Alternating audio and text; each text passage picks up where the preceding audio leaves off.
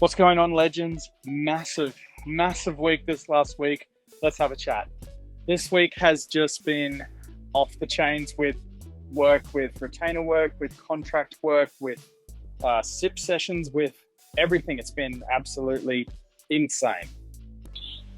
I mentioned in one of the last videos that setting up retainer hours is something that I've been focusing on a lot recently, and I might have overdone it, to be completely honest. There's actually almost too much work coming in, which is something I never thought I would say, but yeah, we're at the point of actually too much work coming in, which is totally crazy. I started off with doing one retainer day every week, and that turned into 3 over the last 2 weeks, which was a little bit too much to handle with all of my current obligations that I have as well. And getting that work done on top of the other work that I normally do is honestly, it's a feat of time management, to be completely honest with you.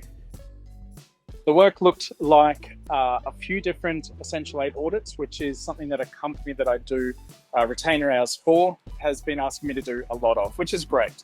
Aside from that, IT escalations and security documentation for another company, and another retainer, which is mostly just web app pen testing. So yeah, lots of work coming in, which I've successfully been able to do in the last couple of weeks, which is wild.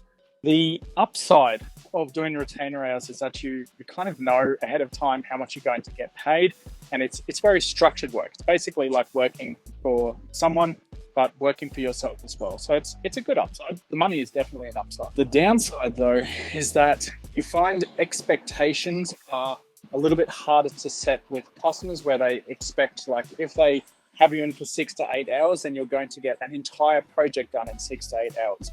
So setting those expectations with the clients has been interesting, to say the least. And it's something I've managed, which is good, but it's honestly, it has been a bit of a struggle saying, like, no, this is actually going to take a little bit longer than perhaps you expected. So please keep that in mind when you're asking me to do like 3 different Essential 8 audits, plus the escalations, plus all this other stuff. So it's a little bit tricky to manage, but it's not unachievable. And it's definitely something I would recommend to anyone out there who's trying to do freelance consultancy work similar to me, where you're working from anywhere. I'm not actually working in this garden. I just like this garden because it's one of the quiet places that I get to hang out in. But yeah, if you want to sort of work anywhere and achieve this sort of similar lifestyle, then setting retainer hours with existing businesses is a good way to bring in money and to form some level of structure in your life of potential chaos, which is honestly something that a lot of people don't talk about when they talk about freelancing in any industry, and especially in cybersecurity, where tempers can run a little bit high due to deadlines and the risk associated and all of those things. Aside from all of this, I've also been helping out a friend with a new cybersecurity startup idea that he's come up with. So I'm helping a little bit with that, and just the build documentation and what can actually be done technically, and also as far as like what is useful to people in the industry. So that's been an interesting project.